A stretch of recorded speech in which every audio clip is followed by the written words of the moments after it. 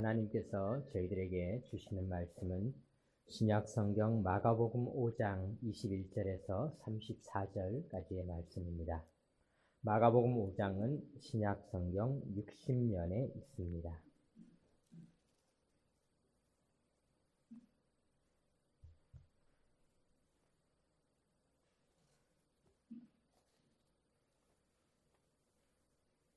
하나님의 말씀을 교독으로 봉독하겠습니다. 예수께서 배를 타시고 다시 맞은편으로 건너가시니 큰 무리가 그에게로 모이거늘 이에 바닷가에 계시더니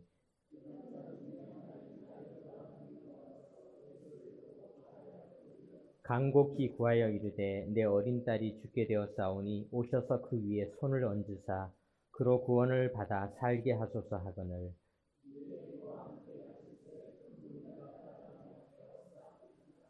열두 해를 혈루증으로 앓아온 한 여자가 있어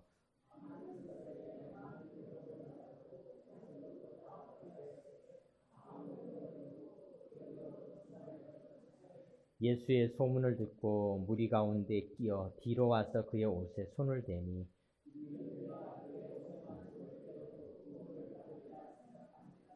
이에 그의 혈루 근원이 곧 마름에 병이 나은 줄을 몸에 깨달으니라.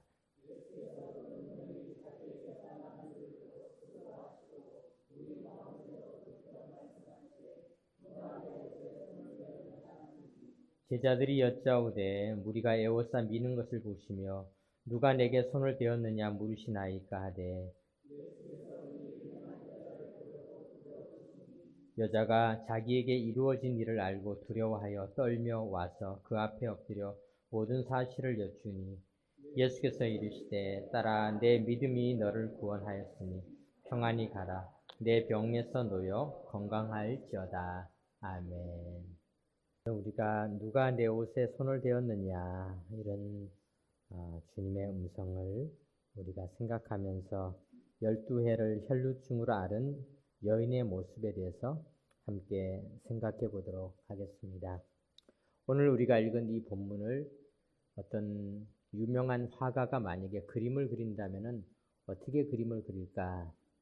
수많은 무리들이 예수님을 둘러싸고 있을 것입니다. 그리고 예수님께서는 이제 해당장의 집을 향하여 걸어가고 있으니까 이 무리들도 함께 움직이고 있는 엄청난 인파들을 그리게 될 것입니다. 그렇다면 그렇게 그림을 그린다면은 오늘 사실 12해를 혈루증으로 앓은 이 여인은 그림에서 차지하는 비중은 아주 적을 것입니다. 찾기도 어려울 것입니다. 수많은 무리들에 둘러싸인 채 그저 미미한 모습으로 보일 수밖에 없습니다. 저도 지하철을 가끔 이렇게 타고 가다가 저녁 시간에 이 종로 쪽에서 또 목사님들 모임이 있어서 이렇게 가려고 왕십리에 이렇게 내렸는데요. 저는 내려서 가고 싶은데 반대로 들어오는 사람들이 너무 많아서 내리지를 못하는 겁니다.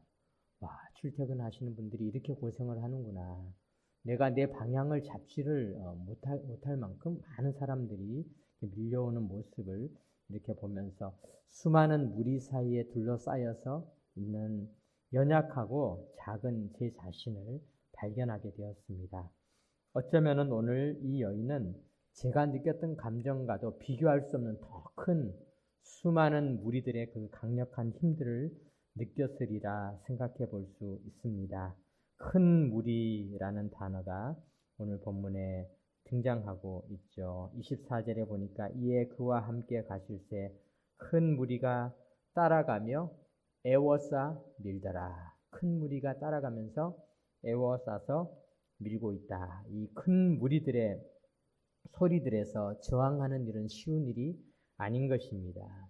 예수님의 12제자도 예수님께서 십자가에 달리셨을 때 또 예수님을 따랐던 여인들도 있었을 것입니다. 예수님께서 십자가에 달리셔서 마지막 본디오 빌라도가 예수님을 풀어주고 싶어서 명절이 되면 한 사람을 놓아주게 되는데 누구를 놓아줄까? 아마 먼발치에서 막달라 마리아나 여인들은 예수님이요 예수님이요 이렇게 외쳤을 것입니다. 그러나 수많은 무리들은 바라바 바라바 바라바 바라바를 놓으라 외치는 그 소리에 그 소리는 묻혀서 본디오 빌라도에게 닿기는커녕 그 소리가 들리지조차 않았을 것입니다. 권세 있는 자들의 목소리, 수많은 무리들의 목소리가 강력해지고 있는 이 시대 속에서 오늘 우리들은 살아가고 있는 것입니다. 게다가 오늘 본문에 보면은 22절에 회당장 중에 하나인 야이로라 하는 이가 와서 예수를 보고 발 아래 엎드려 간곡히 구하여 이르되 내 어린 딸이 죽게 되었사오니 오셔서 그 위에 손을 얹으사 그로 구원을 받아 살게 하소서 하거늘 이에 그와 함께 가실세. 예수님께서는 회당장 야이로의 딸을 고치시기 위해서 이제 그곳을 향하여 가시게 되었습니다. 야이로라는 이 말은 야일이라는 말의 이제 헬라식 표현이죠. 야일이라고 하는 사람은 이스라엘 역사에서 사사 중에서 아주 유명한 사사 중에 한 사람입니다. 이 야이로 빛나다 야일이라는 이 회당장은 당시에 이스라엘의 회당에는 10명의 지도자들이 있었습니다. 10명의 지도자들이 회당 전체를 이끌어 나가고 있는데 그 중에서 제일 중요한 사람 3명을 뽑아서 이 사람들이 회당장이라 불렀습니다. 이 회당장들은 강력한 힘과 권세가 있었던 것입니다. 그렇게 생각했을 때 아마 이 여인은 그러면 그렇지 예수님도 별 수 없으시구나. 강력한 힘을 가지고 있는 회당장의 요구를 들어줄 수밖에 없구나. 혹시 또 이렇게 오해를 할 수도 있었는지 모르겠습니다. 그러나 우리 주님은 그렇지 않습니다. 오늘 우리가 드리고 싶은 이 말씀 속에는 우리 주님은 힘있고 권세 있다고 그 사람만을 돌봐주시는 분이 절대 아니시고 주님은 작은 손길도 아시는 분이시다라는 사실을 오늘 우리가 함께 나누고자 합니다. 이 여인에 대해서 우리가 한번 생각해 봅시다. 이 여인을 소개하기를 이 여인은 25절에 12해를 혈루증으로 알아왔다 이야기하고 있습니다. 알아왔다라는 것은 계속해서 이 혈루증이 증세가 있고 있다. 지금도 그 혈루증을 가지고 있다. 그다가 26절에 보니까 많은 의사에게 많은 괴로움을 받았고 가진 것도 다 허비하였으되 아무 효험이 없고 도리어 더 중하여졌던 차에 지금 이 여인은 어제보다 오늘이 더 몸이 더 힘들고 아픈 것입니다. 더 병세가 커지는 것입니다. 여러분, 이 몸이 아프다라는 것은 참 인생의 고통입니다. 몸이 아프지 않은 것만 해도 우리는 큰 축복을 받은 것입니다. 건강하면 축복인 줄 믿으시기 바랍니다. 여러분, 저도 이렇게 목회를 하면서 많은 분들이 저한테 기도를 부탁을 하는데요.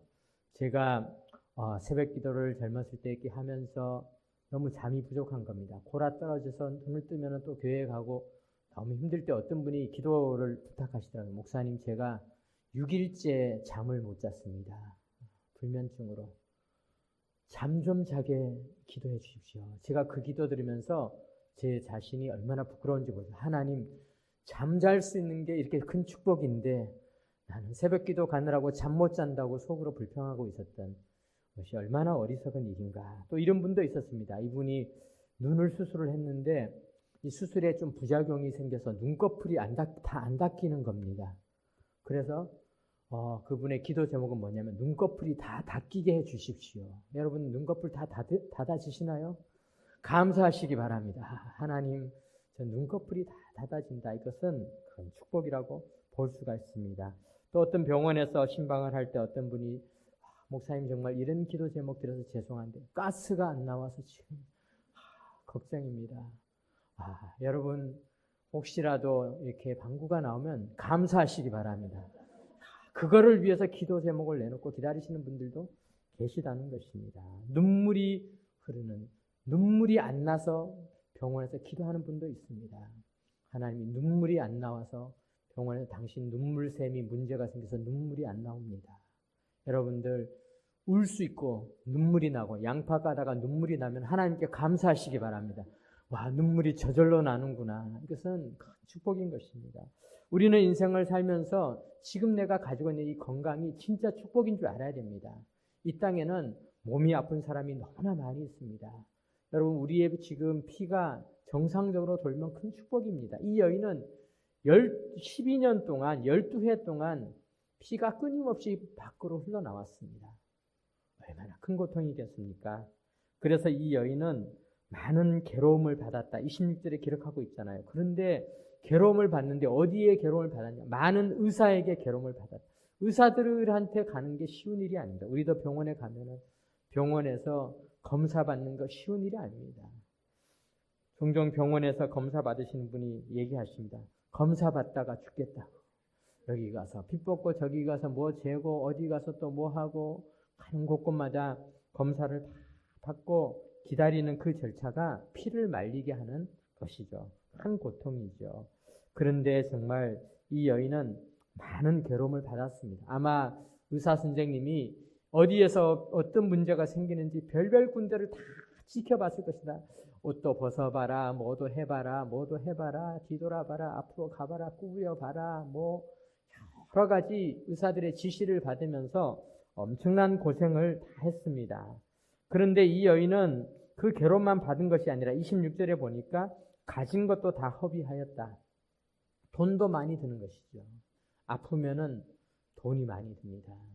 아픈 것은 우리가 물질에게 큰 문제를 또 경험하게 되는 것이죠. 그랬는데 아무 효험이 없고 도리어 더 중하여졌던 차에 얼마나 큰 고통이겠습니까? 병원에서 이렇게 고생을 해도 낫게 되는 희망이 있지 않습니까? 2달, 3달을 병원에 입원해 있어도 이제는 내 차례가 되어서 지금은 창가 자리에서 내가 제일 고참으로 그 사인실을 지키고 있지만은 내일 모레면 나도 퇴원한다. 이런 마음을 가지고 그분들이 거기에 있는데 그런데 그 시간이 지나면 지날수록 더 중하여지는 병. 얼마나 고통이겠습니까? 좋아지는 것이 아니라 더 나빠지는 병을 앓고 살아간다는 것은 이 여인에게는 엄청난 고통인 것입니다. 한 명 한 명 의사를 만나면서 치료의 확률이 높아지는 것이 아니라 치료가 어렵다, 불가능하다는 소리를 듣고 또 들으면서 이 여인은 낙심했습니다. 마음도 무너졌습니다. 생활도 다 무너졌습니다. 돈도 다 허비했습니다. 수많은 관계들도 다 끊어졌을 것입니다.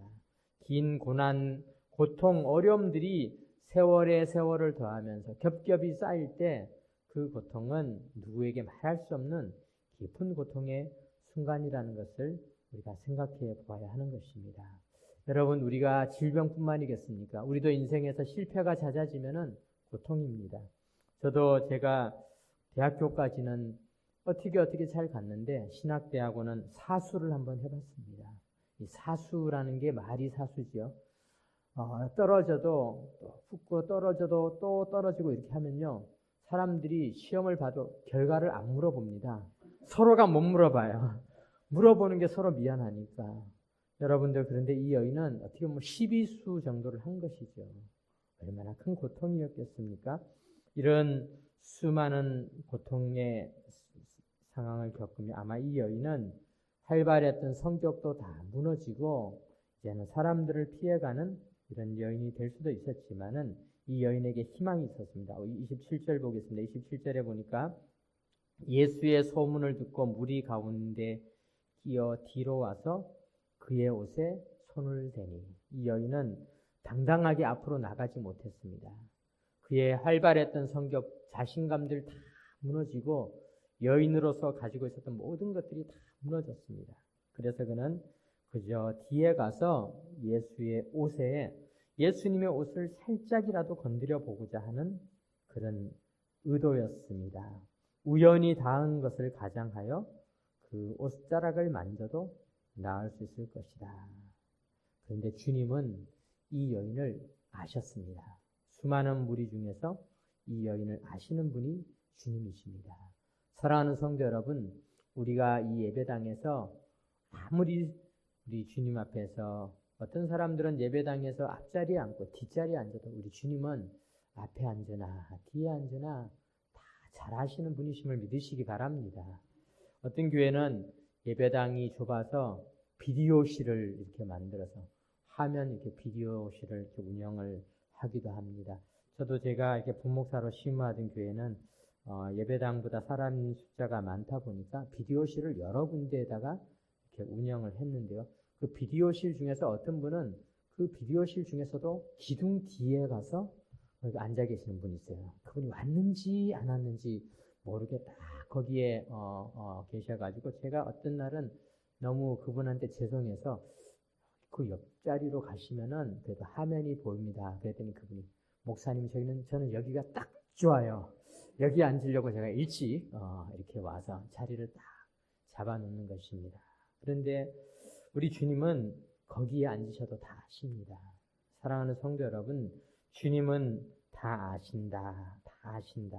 오늘 본문에도 제자들조차 모를 만큼 제자들도 주님 사람이 이렇게 많아서 에워싸다 보니까 옷도 닿을 수 있고 피부도 닿을 수 있는 것이죠. 그렇게 생각했지만 주님은 누가 내 옷에 손을 대었느냐. 주님은 다 아신다. 사랑하는 성도 여러분, 우리 주님은 다 아시는 줄 믿으시기 바랍니다. 우리 주님은 우리를 다 아십니다.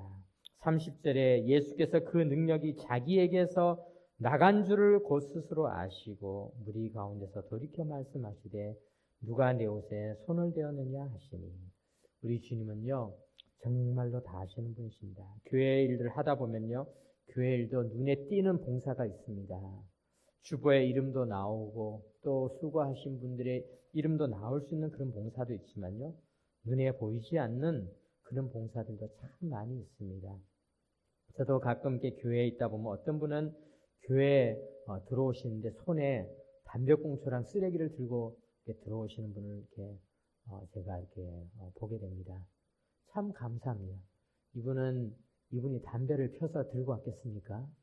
이분은 교회 마당으로 들어오는데 동네 사람들이 거기다 담배꽁초를 또 이렇게 버려두고 또 빵봉지가 날려서 거기 날리고 그러니까 들어오면서 그거를 줍는 것입니다.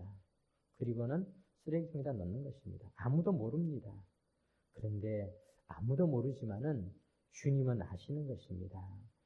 주님이 아시는 손길들이 교회 곳곳에서 우리는 잘 모르잖아요. 우리는 때때로 그런 봉사의 손길뿐만 아니라 음식을 준비하시며 또 교회 화장실에 어떤 분은 휴지를 또 다 갖다 채워 놓아 주시는 그런 분도 계시고 또 남이 흘린 더러운 것까지 다 닦아서 화장실을 청소해 놓는 분도 계시고 어르신들을 또 모셔오는 분이 계시고 새벽마다 차량을 운행하는 분도 계시고 정말 교회 곳곳에서 이런 일들은 어떤 일이 일어나는지 우리는 잘 모르는 것입니다. 우리 조영기 목사님께서 안식년을 하시면서 조영기 목사님이 본인이 하시던 일들을 이렇게 여러분에게 나눠드렸어요. 제가 보니까 조영기 목사님이 엄청 많이 계신 거예요. 온 곳에서 이분은 이거 하고 저분은 저거 하고 이분은 이거 하고 저거 하고 오늘도 아침에 왔더니 목사님 이건 어디다 붙이는 겁니까? 이건 어디다 갖다 세우는 겁니까? 이건 어떻게 하는 겁니까? 이러면서 많은 분들이 와서 수고를 하는 이 모습을 보면서요. 이 수많은 수고들 우리는 그런 일이 일어나는지도 모르지만은 하나님은 우리의 봉사의 영역을 다 보시는 분이심을 믿으시기 바랍니다. 하나님은 다 알고 계신 것입니다. 하나님은 옷을 만진 것만 아시는 것이 아니라 작은 섬김도 다 아십니다. 기도도 마찬가지입니다. 히스기야 왕은 백성들이 보는 데서 나도 왕인데 내가 얼마나 경건한지 보여주고 싶다. 그리고는 정말 높은 보좌에 올라가서 하나님 앞에 큰 소리로 기도를 할 수도 있었습니다. 그런데 히스기야는 그렇게 기도하는 것이 아니라 벽 앞에 가서 사람들이 보지 못하도록 사람들도 보지 아니하고 벽을 대하고 기도를 했습니다. 그런데 그 기도를 하나님은 응답하여 주지 않으셨습니까? 응답하여 주신 것입니다. 하나님께서는요, 한나의 기도를 들으셨습니다. 한나는 도대체 무슨 기도를 하는지 알아들을 수가 없는 기도를 했습니다. 한나가 기도하는 모습을 지켜보고 있던 엘리 제사장은 한나에게 말했습니다. 지금이 때가 어느 때인데 낮술을 먹고 그렇게 거기 앉아 있느냐.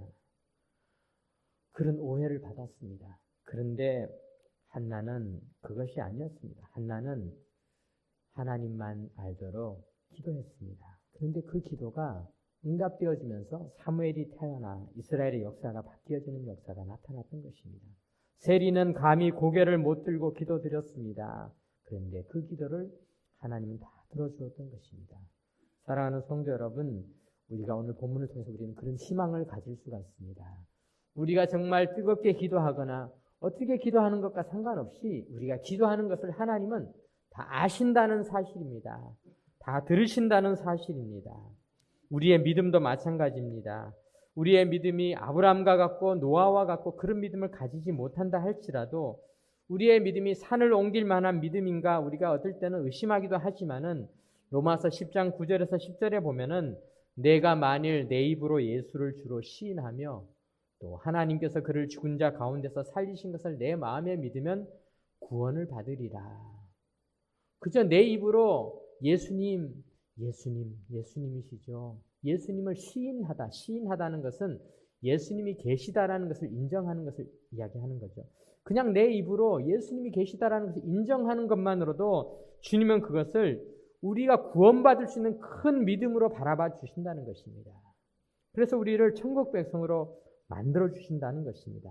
그래서 10절에 사람이 마음으로 믿어 의에 이르고 입으로 시인하여 구원에 이르느니라. 얼마나 놀라운 말씀인지 모르겠습니다. 우리 화면이 준비되어졌으니까 우리 같이 한번 읽어보겠습니다.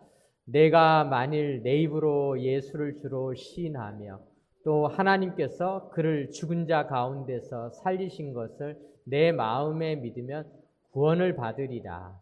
사람이 마음으로 믿어 의에 이르고 입으로 시인하여 구원에 이르느니라. 아멘. 얼마나 놀라운 일입니까? 우리가 이렇게 작은 것도 하나님은 다 받아주십니다. 열왕기상에 보면은 이스라엘의 뛰어난 선지자 중 한 명이었던 엘리사도 그 마음이 낙심하고 무너져서 탈진하여 로뎀나무 아래에서 죽기를 간구하고 있었을 때 하나님께서는 엘리야를 일으켜서 그가 하나님의 산으로 가게 하셨죠. 그런데 그곳에서 그가 하나님의 음성을 들으려고 서 있었습니다. 열왕기상 19장 11절에 보니까 여호와께서 이르시되 너는 나가서 여호와 앞에서 산에 서라 하시더니 여호와께서 지나가시는데 여호와 앞에 크고 강한 바람이 산을 가르고 바위를 부수나.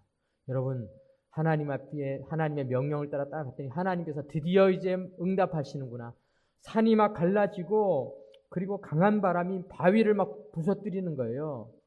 야, 드디어 하나님이 역사하시는구나. 그런데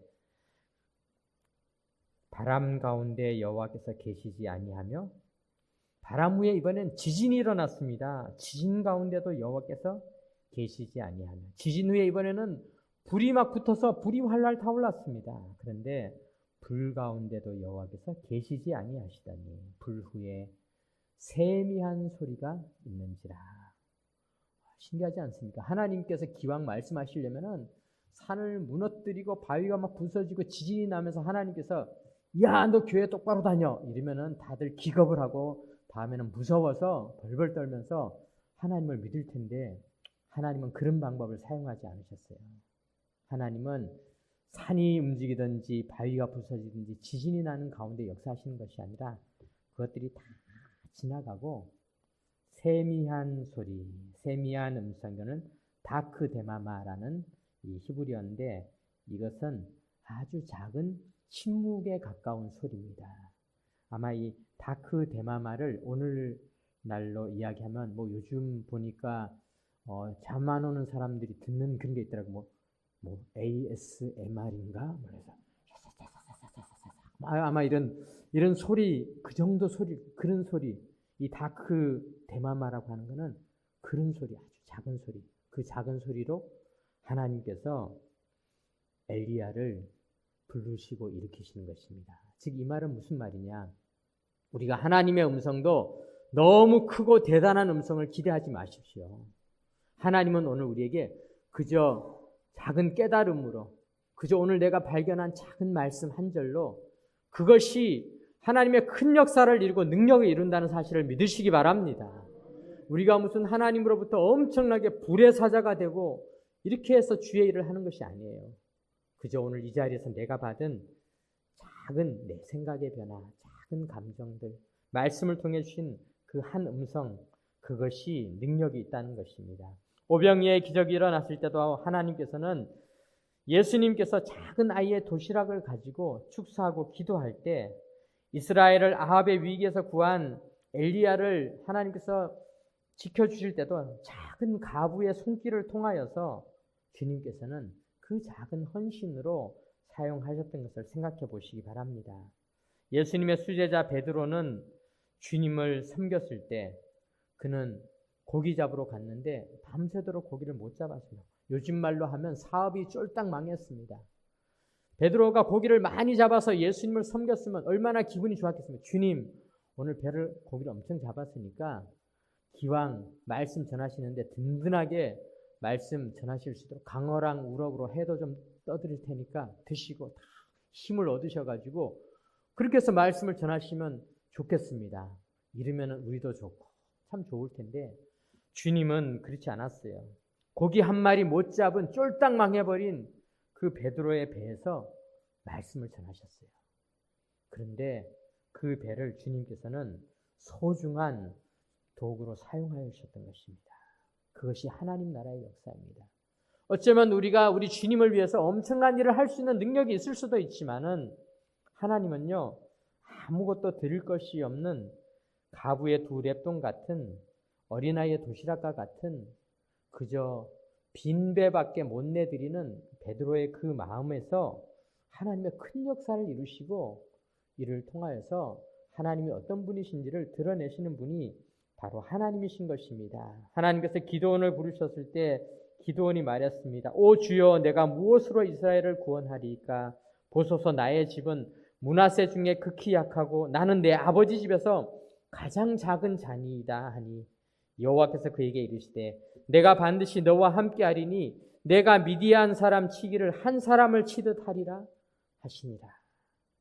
하나님께서 예레미야를 부르실 때 예레미야는 내가 이르되 슬프도소이다 주 여호와여 보소서 나는 아이라 말할 줄을 알지 못하나이다 하니 여호와께서 내게 이르시되 너는 아이라 말하지 말고 내가 너를 누구에게 보내든지 너는 가며 내가 내게 무엇을 명령하든지 너는 말할지니라. 신기하지 않습니까? 하나님이 하시는 일은 다 이와 같습니다. 하나님 기왕 복음을 전하면은 능력 있는 목사님을 통하여 복음을 전하죠. 저는 성경이 마태복음 다음에 마가복음인지도 잘 모르는, 성경을 잘 모르는 사람입니다. 예레미야의 말은 그런 뜻이에요. 저는 아이입니다. 잘 모릅니다. 그런데 하나님은 그렇지 않다. 예레미야야, 너를 통해서 역사를 이루겠다. 기드온이 말했습니다. 저는 진짜 막내 중에 막내고 아무것도 아닙니다. 그런데 하나님은 그렇지 않습니다. 기드온아, 너를 통해 일할 것이다. 주님, 저는 신앙생활도 한 지 얼마 안 됐습니다. 주님, 저는 교회에서 신앙생활을 하긴 했지만은 직분도 받지 못했습니다. 주님께서는 그런 것들을 따지지 않으십니다.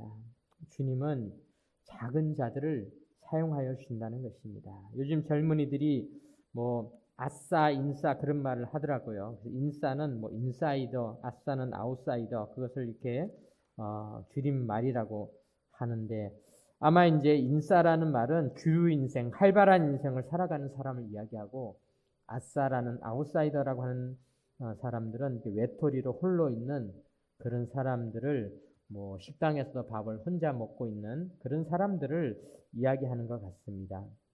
그런데 우리가 사도 바울의 인생을 한번 봅시다. 사도 바울이 인싸였을 때, 그의 인생이 정말 대단했을 때, 엄청난 능력자였을 때, 그는 바리새인 중에 바리새인이었고 당시 최고 문화, 가말리엘이라고 하는 사람의 문화생, 오늘날로 따지면은 명문대학교 수석 졸업자와 같은 그런 사람이었습니다. 남의 목숨까지도 지락펴락하고 사내들인 공의에도 젊은 나이에 그가 하는 말이 가장 영향력이 있었기 때문에 그가 하는 말 한마디 한마디에 따라서 정책이 결정되는 대단한 인싸였습니다. 대단한 존재였습니다.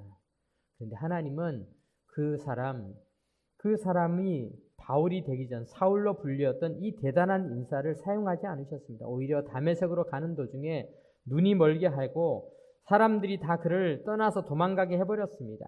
그래서 결국 그를 도와줄 사람이 없어서 주님이 보내주신 아나니아라는 사람이 가서 겨우 그 바울의 손을 잡아서 그를 데리고 와서 일꾼이 되게 되었습니다. 그래도 그 사람을 사람들이 다 싫어해서 결국 바울은 아라비아로 갔다가 조금씩 이제 복음을 전하는 역사를 이루게 되었던 것입니다. 바로 그것이 하나님의 일입니다. 하나님은 대단했던 바울을 사용하지 않았습니다. 그래서 바울이 나중에 고백하지 않습니까? 내 대단했던 것들은 다 배설물에 불과한 것이다. 나는 하나님의 손에 잡혔을 때, 내가 아웃사이더가 되었을 때, 사람들이 나를 다 피해가고 아라비아로 갈 수밖에 없게 되었고, 사람들이 다 나에게 등을 돌렸을 때, 그때 하나님은 그 바울을 통해서 놀라운 역사를 이루어가게 된 것입니다. 사랑하는 성도 여러분, 이제 오늘 우리가 12회를 혈루증으로 안았던 여인을 우리 주님께서는 누가 내 옷에 손을 대었느냐 라고 말씀하신 후에 그가 주님 앞에 고백하자 그를 고쳐주셨습니다. 회복시켜 주셨습니다. 오늘 우리 주님도 우리에게도 이와 같은 역사를 이루실 줄 믿으시기 바랍니다. 우리는 약합니다. 연약합니다. 우리 교회도 사실은 대단한 교회는 아닙니다. 제가 우리 교회를 이렇게 가끔 인터넷에 검색을 딱 하잖아요. 동흥교회 딱 하면은 저는 동흥교회 김기주 목사가 나올 줄 알았어요. 그랬더니 대구 동흥교회가 이렇게 나오더라고요. 야, 우리는 서울에 있는데 대구에 있는 동흥교회, 대구 동흥교회가 어딘지는 잘 모르겠어요. 대구 동흥교회로 인터넷이 딱 바꿔버리더라고요. 그래서 제가 다시 주소를 쳐가지고 여기서부터 출발을 해서 어디로 가면 될까 이렇게 이제 눌러보게 되는 것이죠. 우리 교회가 미미한, 어떻게 보면은 약하고 연약한 모습이다라는 것을 보여주고 있습니다. 그러나 스가랴 10장 1절에 보면은 봄비가 올 때 여호와 곧 구름을 일게 하시는 여호와께 비를 구하라. 무리에게 소낙비를 내려서 밭의 채소를 각 사람에게 주시리라. 이 봄비라는 말레코시라고 하는 이 비는 아주 작은 비, 내리는지도 모르는 그런 비죠. 그런데 우리의 그 작은 것들, 그 말레코시, 아주 작은 연약한 그런 정말 우산을 쓸까 말까 고민할 정도의 그런 비라도 우리가 하나님의 은혜도 작은 은혜가 시작할 때 우리가 하나님에게 기도하면은 하나님께서는 은혜의 소낙비를 주신다. 소낙비는 미타르 게심이라고 하는데 아주 어마어마하게 큰 비를 의미를 하고 있는 것입니다. 우리는 작고 연약한 자들입니다. 우리 교회도 작고 연약할지 모릅니다. 우리 각 사람의 심령도 우리가 하나님 앞에 뭐 대단하게 헌신하지 못했을지 모릅니다. 그러나 하나님은 다 아시고 우리가 이제 받은 작은 은혜들을 가지고 하나님에게 구하면은 하나님은 말레코시, 봄비에서 출발하지만은 큰 비, 미타르 게셈, 소낙비와 같은 큰 비로 우리를 채워주시는 분이심을 믿으시기 바랍니다. 우리 주님 앞에 나온 우리 모든 심령들이 이와 같은 큰 비, 큰 은혜의 비를 경험하는 축복의 사람이 되시기를 주님의 이름으로 축원합니다. 아멘. 기도드리겠습니다. 하나님 감사드립니다. 누가 내 옷에 손을 대었느냐? 주님은 우리의 그 작은 접촉, 작은 봉사, 작은 기도, 주님과 만났던 그 작은 순간들조차 크게 사용하시고 하나님의 큰 역사를 이루어주시는 분이심을 가르쳐 주시니 참으로 감사드립니다. 오늘도 우리 주님을 만난 우리 하나님의 백성들, 지진이 일어나고 산이 무너지고 바위가 깨지는 것 같은 놀라운 역사는 아니라 할지라도 작은 하나님께서 주시는 감동과 은혜들이 우리 인생 속에서 큰 축복으로 바뀌게 하여 주옵소서. 우리 주 예수 그리스도의 이름으로 기도드립니다. 아멘.